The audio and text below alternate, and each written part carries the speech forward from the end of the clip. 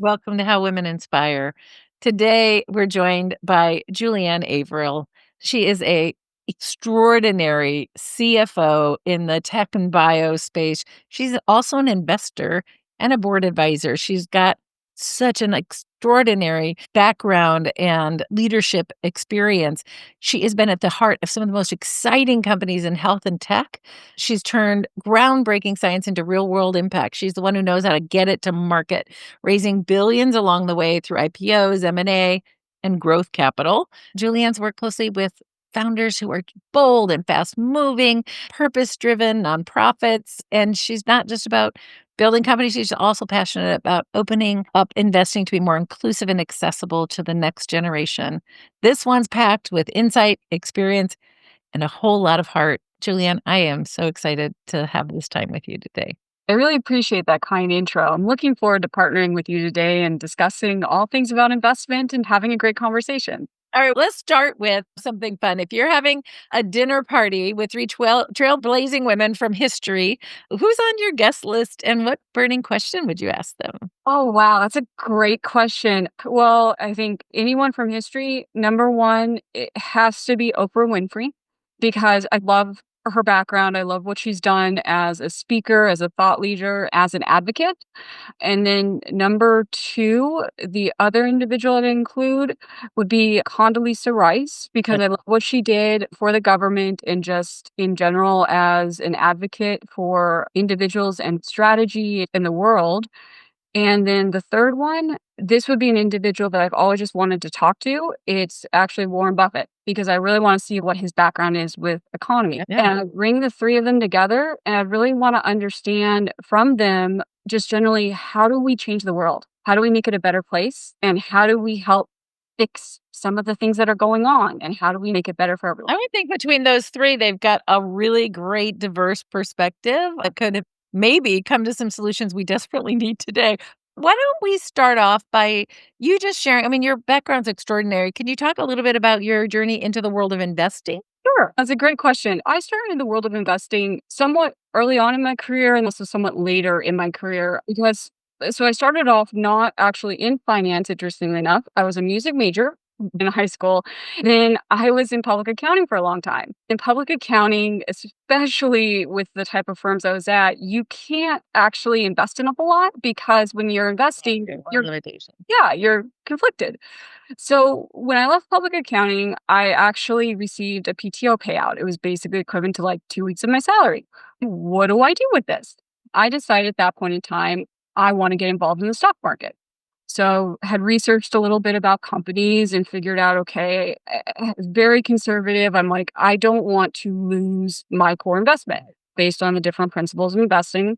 I invested in a few Fortune 100 companies, and that's what started my investment strategy. And then went from there.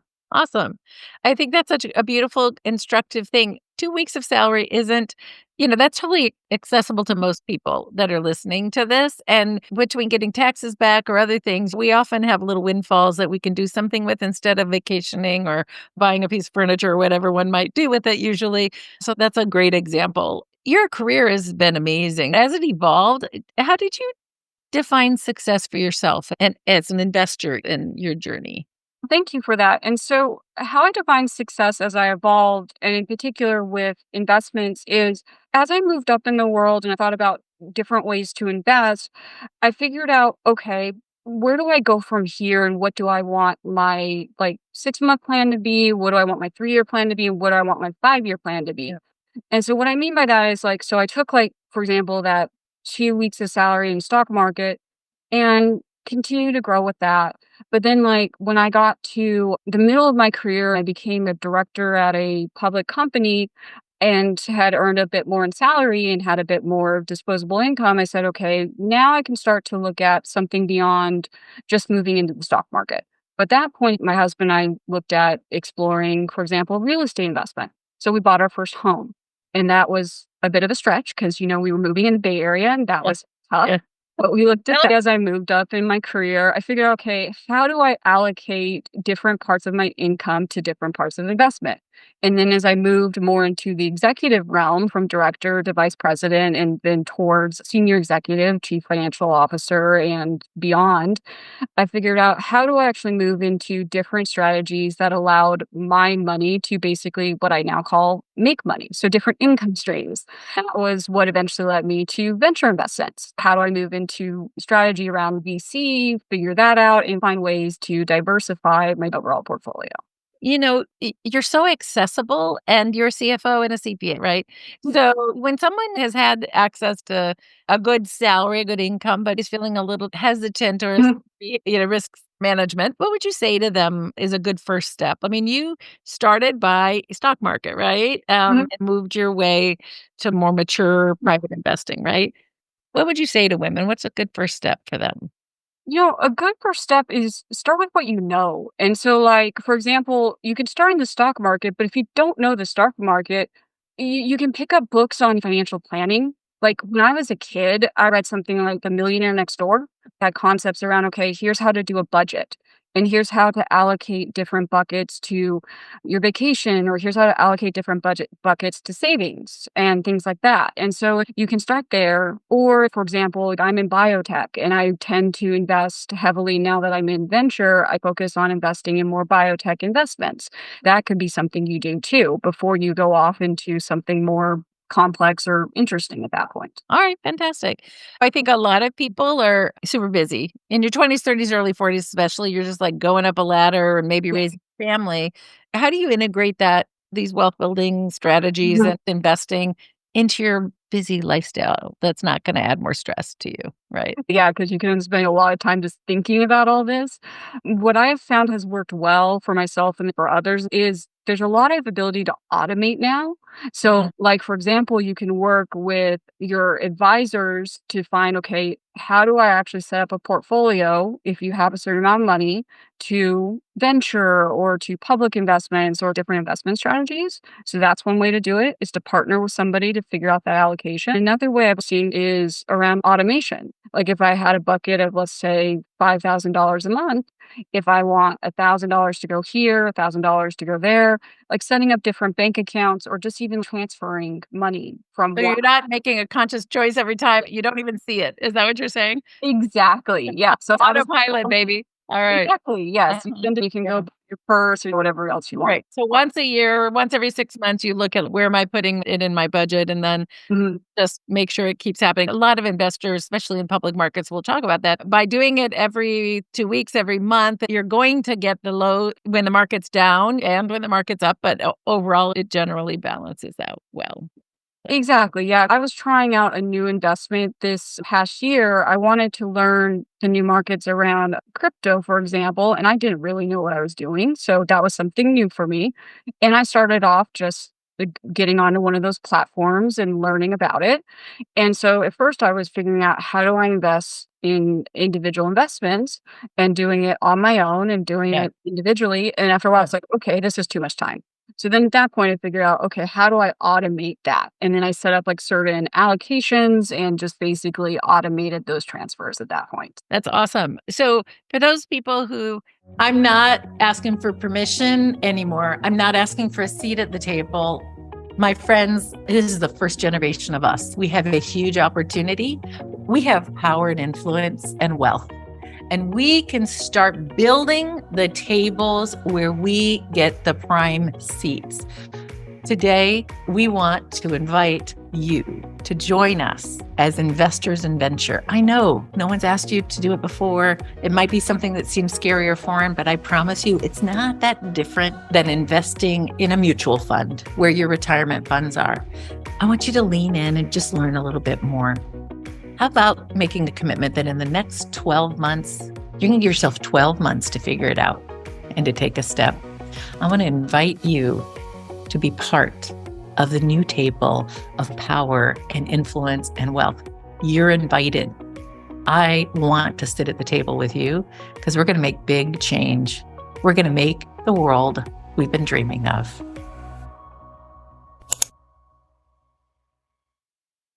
Have a little bit more brain space and want to think about sort of exciting trends or sectors in addition to crypto. What are the other things that you think people might want to look at? Yeah, so what I'm seeing and that other people may want to look at is in addition to crypto is thinking through where we can go in the private markets. The public markets have always been a good place, but right now they're a little bit all over the place Yeah. from what's going on.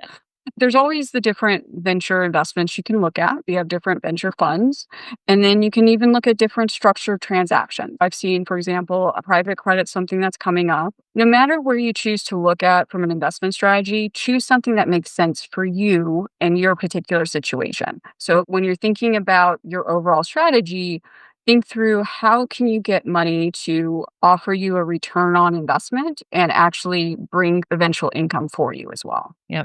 Okay, fantastic. If I am relatively early in my journey or even more mature, are there podcasts or books that you could recommend? I love how methodical you are when you think through resources. Yeah, I appreciate that question. So when I'm thinking through different podcasts and stuff, I think through it in different buckets. I have my buckets for investments, and then my buckets for like finance psychology, and then I have my buckets for like just general economics. Yeah. And the ones when I think through for investments and in particular, like how do I learn more about markets, I tend to look at ones such as 20VC.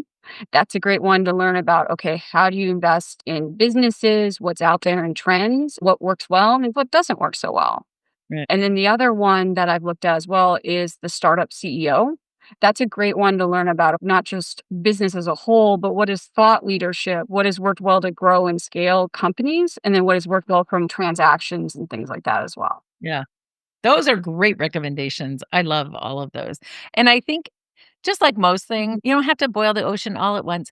A little bit, like a podcast Yes. a week or read a book a quarter. It's not like you don't have to learn to be a venture investor yourself. You could invest in a venture fund. They're the experts, but you're learning along the way by both doing and reading through your quarterly reports and watching what's happening in the ecosystem. Sometimes you just start by doing and pick a dollar amount that's feels reasonable and safe for you.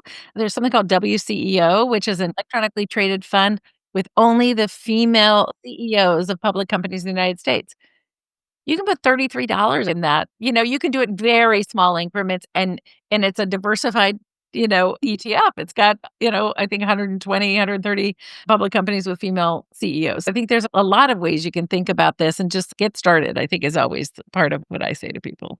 Yeah, exactly. You can just see what's out there. You have the WCEO, and then you see at a lot of these platforms now, like Schwab, for example, does a micro investment. So you can actually do fractional shares, which it's like you can start with a small amount as opposed to a large. Yeah.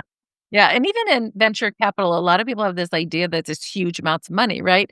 It is for certain kinds of venture Mhm. funds. Frankly, they're not the ones that are ultimately performing the best today. The fund you and I work on together, the minimum investment amount's just $25,000 and it's spread over 4 years, so it's 6,250 a year of what you would invest and then, obviously then you will get returns. But, there's some funds that'll take a $10,000 minimum investment amount and others who are figuring out other creative ways to do special purpose vehicles. So there's a lot of different ways for you to get in without Mhm. it becoming something where you're really taking a huge risk with all of your retirement money, right? When you invest, do you think about retirement, cash, donor advised fund? How do you think through your own like and you can invest most of these things in private markets, public markets, in any of Mhm. these. Yeah, it's a great question, Julie. The way I thought about it was I think about it as a big portfolio, but when I first started, I focused initially on retirement. I started a company where I had a pension plan, but it was kind of going away. So I knew I'd never get the benefit of that. And so I always make sure that I have a minimum for my 401k to make my match. So when I Yeah. mentioned automation, that's a good thing. Like it kind of comes out of my salary, you don't worry about that and move on. After that, I think about the different buckets beyond my investment. So it's like, okay, what goes to savings? What goes to my fund accounts? And then I have this bucket for venture, alternative investments, and things like that. So I kind of think about it in different groups. Do you have a rule of thumb for yourself, and how has it changed over time with your income about what percentage in each of these different buckets? Yeah. So when I started, it was whatever is left over kind of went to savings and to pay off a little bit of debt. Now, as I've gotten more mature around finance, I'm finding the rule of thumb with alternative investments is about 10%, but it Okay. also depends. It comes and goes in waves. So I look at like, okay, if the economy and the broader US international markets, there's an opportunity to invest in public equities or things like that, I may invest more at that time. If it's more advantageous to invest in the private markets, I may shift Yeah. more to that. It just Yeah. All right. When you think about what percentage of your total income you should be Mhm. investing, Mhm. period, Yeah. what percentage do you think people should have as a target? As a target, so it's to each person it's their own, and so what I've heard overall from advisors is probably about 10 to 15%, but then it also depends on age. So as you're getting closer to retirement, you increase it. As you have more it's basically risk tolerance too. Yeah. Okay, so my kids are out of college. Way more money I can invest now than I did when I was paying for Harvard and Oberlin. Yes. I think I probably still did my minimum with a match, but that was probably all I did for my Mhm. retirement during those years because those were such big chunks for me. Did you have somebody who got you started on this journey, like a mentor and a role model or someone that you learned from? Yeah, that's a great question. It was my family, my mom that taught me this. And so 'cause I was a little bit self-taught, and it was so growing up, my parents ended up founding their own medical practice. My dad was a physician assistant, my mom was a nurse. My mom was actually very sick, so she went through the whole hospital, we dealt with the whole, like, medical situation. While dealing with that, I had to help my parents figure out their finances. So as I was figuring out the finances and helping them with the medical billing, I got really interested in how all this works, not just finance for business, but personal finance. What does it mean to get insurance? What does it mean to have credit?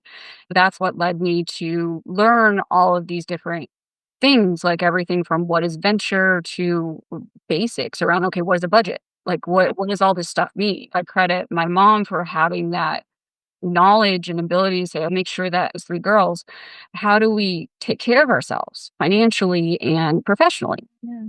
Aw, your mom sounds wonderful. Could we do a lightning round of questions? Sure, of course. You ready? If you could leave our listeners with one piece of advice, what would that be? Good question. One piece of advice. Invest early, invest often. Invest early, invest often. Fantastic. Is there a song that gets you pumped up for a big day? I run early in the morning, so anything happy, and right now I listen to a lot of Pitbull and a lot of, like, Yes. very up and positive. I love that. Do you have a book you would recommend for aspiring female leaders? We did talk about some good investing books. We did, actually, so I'd say the one to think about is I like Rich Dad Poor Dad. Good. Is there a personal motto or quote that you live by? Always leave a dent in the universe. Oh, I love that. And I'm going to say, for everybody listening, Julianne does that for me. How can people find you and follow your journey? Sure. I'm pretty active on LinkedIn, so that's probably the best place to find me from that perspective. Fantastic. For everybody listening, join me in saying thank you to Julianne. This has been so down to earth and so accessible as a path and a set of recommendations for people. I hope all of you are walking away with some added incentive to just get going early and often and make sure it don't even, come up with a budget and then don't even look at it. Don't make individual decisions every month about should I vacation or should I save more money? I think you said about 10 to 15% in total investing and maybe 10% in alternatives. Kind of look at where you know to get started. Those are all fantastic recommendations, Julianne. Thank you so much for giving people a little insight into your journey. Appreciate that. Great. Thank you for having me, Julie.